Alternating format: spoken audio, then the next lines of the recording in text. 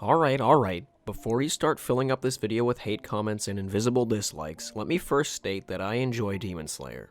It isn't bad by any means, I just don't think it's as good as people may let on. Now, a lot of problems I'm going to point out in this video may not be obvious to people who have only been watching the anime, and just a warning going into this, I will be getting pretty in-depth about the manga, so that is going to spoil major stuff for the anime, but don't worry, I'll give a heads up before heading into that stuff. That said, however, most of this video talks about the manga, so if you haven't read it, I would honestly just wait and come back to this video when you're ready. Before all the negatives I'm about to throw out, let's firstly discuss the things about Demon Slayer I really like. I'm going to do this in a really quick sort of bullet point fashion just for the sake of time, so ready? Let's go. First off, I love the character designs. Everyone here looks so cool and manages to not only capture the style of the Taisho period of Japan, but does so while making everyone look, simply put, awesome. And while I do think some characters look a bit too similar from time to time, for the most part, no one character looks like another.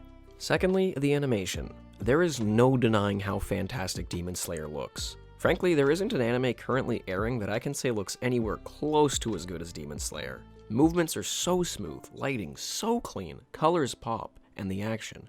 Good God, the action is just perfect. Thirdly, the voice acting.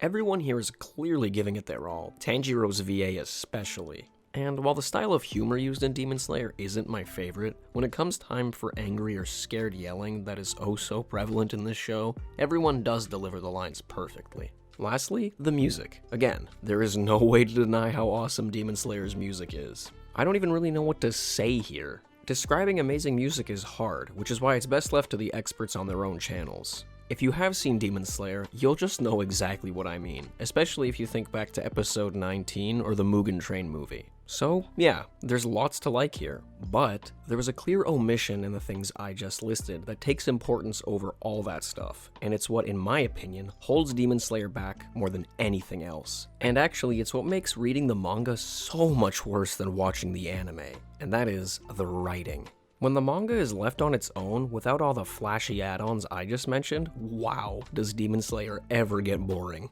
At the end of the day, there is no escaping the fact that Demon Slayer is just unbearably generic.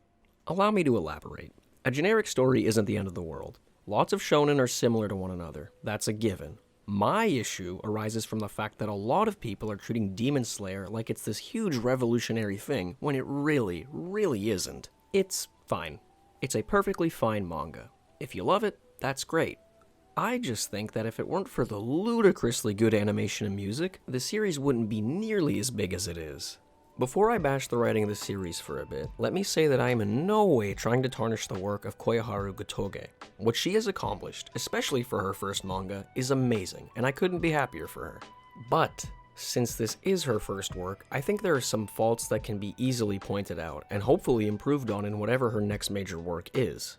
Alright, this is the point where the spoilers come in, so if you haven't read the manga, I recommend you just stop watching the video. However, if you don't care, let's keep going. Also, if you find that you're enjoying the video, please don't forget to subscribe as it helps me out a lot, and you can always unsubscribe later. Thanks.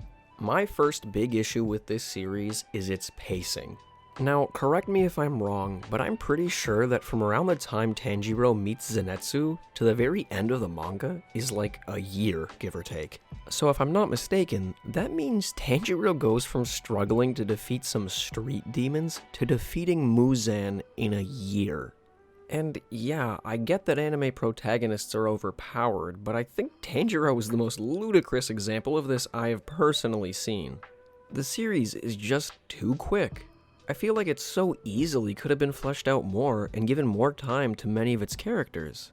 There is character growth that is never really shown happening, it just sort of happens. Zenitsu, for example, seemingly stops being afraid off-screen. I was kinda shocked when he was facing down demons in the end of the manga with basically no hesitation. What happened? How did that come to be? We never find out. The same applies to the villains and a lot of the Hashira. For the demons, backstory is given in a quick way and with almost no variation. It's the same song and dance every time. Backstory only ever really comes right as a demon is being killed, when the memories of their past life come back to them as they narrate their tragic origin. Aside from Doma and Kokushibo, every demon is the exact same. Sometimes they don't even get a backstory at all, even major upper moon demons. The Hashira don't really fare much better either. Once again, the backstory is normally relegated to one chapter, and it will either come up right as they arrive at a battle, or right before they get out of a dangerous situation. Giyu is the only real exception here, as his backstory is told to Tanjiro while training, but once again, that's basically the only variation. It leads me to not really care about the characters very much. It doesn't help that the last 60 chapters or so are all one enormous fight. And yeah, the fight is exciting, and when it's animated, it's gonna be fantastic. But would another 50 chapters to just flesh out a bit more have really hurt? Even in the end, I feel like we know next to nothing about Muzan, and that is a really bad thing. So yeah, rushed characters and very samey writing certainly hurt how much focus I'm gonna give the story, but frankly, nothing bothers me quite as much as how unrealistically lucky and overpowered our heroes are. In the end, all but 3 Hashira have died. It's not like everyone makes it out without a scratch. What primarily bugs me is how strong our main trio of Tanjiro, Zenitsu, and Inosuke are. This is going to become apparent to anime viewers very soon in the fight against Daki and Gyutaro. The way this fight is won honestly infuriates me to no end. Our heroes have gotten out of tight spots before, but come on. This fight is just insane. Inosuke gets stabbed in the back, presumably in the heart, but he somehow rearranged his internal organs? What? Uzui straight up dies, but that was his plan to speed up his recovery? Excuse me? Zenitsu and Tanjiro at least use methods of escape that are a bit more believable, but still. I cannot forgive how stupid it is that Inosuke and Uzui survive that fight. On that note, Tanjiro throughout the series runs out of steam and gets hurt so much, and yes, he takes a lot of time to recover. But what I don't like is that in the middle of a fight, his energy is seemingly all gone, and then it just sort of comes back, I guess? Throughout the series, Tanjiro gets his ass whooped, and just shrugs it off until the fight is over because he can breathe really good. Remember in FMA when Ed gets stabbed in the back, and the only way he gets out of that situation is using his own soul to heal his wound, costing him years of his life, and right after that he still very nearly dies regardless? Yeah.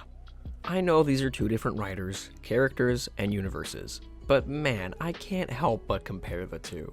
I personally just don't like stupidly overpowered characters, especially if it doesn't feel earned. And yeah, I get it's fiction, and that these abilities are otherworldly and strange, but I don't know, it just rubs me the wrong way sometimes that they always have a get-out-of-jail-free card. My last big issue is with Nezuko. Her character itself is fine. The issue I have with her is how wasted she is. Can someone tell me why, throughout the entire final battle, Nezuko doesn't do anything at all? I really think they started her change into a human too soon. It just takes her out of the story in the most unnatural way. She literally shows up after Muzan is defeated, only to get bit by Demon Tanjiro for like 2 seconds before he turns back into a human. Like, what was the point? She is almost completely absent in the last quarter of the manga, and it just really bothers me. I just get the feeling that ideas for her character sort of started running out around the midway point of the story, so she was just kind of put on the sideline. Hell, the same actually goes for Inosuke and Zenitsu, who are absent for like 40 chapters as well. It's pretty crazy. Lots of characters were just filled with wasted potential. Conflicts weren't properly established, and the stakes for our main characters just didn't exist in my eyes. Honestly, for me anyway, it feels like it was missing nearly 100 chapters. Oh, and a small nitpick, the whole opening thread thing that was very important in the start of the series just completely goes away. It's like never mentioned again after around chapter 88 or something. In the end, the anime is going to end up being far more enjoyable than the manga, because at least the animation is going to make all the fights look freaking amazing. Demon Slayer isn't bad, let me reiterate that. I still really like it. I just think its hype has been way too overblown. I felt that way when I first finished season 1 of the anime, and I really feel it now having read the manga. I look forward to seeing the rest of the anime, but I wouldn't be surprised if as the series goes on, more anime-onlys start to realize it truly isn't anything special. Hey everyone, thank you for watching the video, and I really hope you enjoyed. If you want to see more like it in the future, please don't forget to leave a like and subscribe, as it helps my growth out a lot. I'm really trying to get 1,500 subscribers before the end of February, and that's only possible with you guys. Anyway, have a great day everybody. Peace!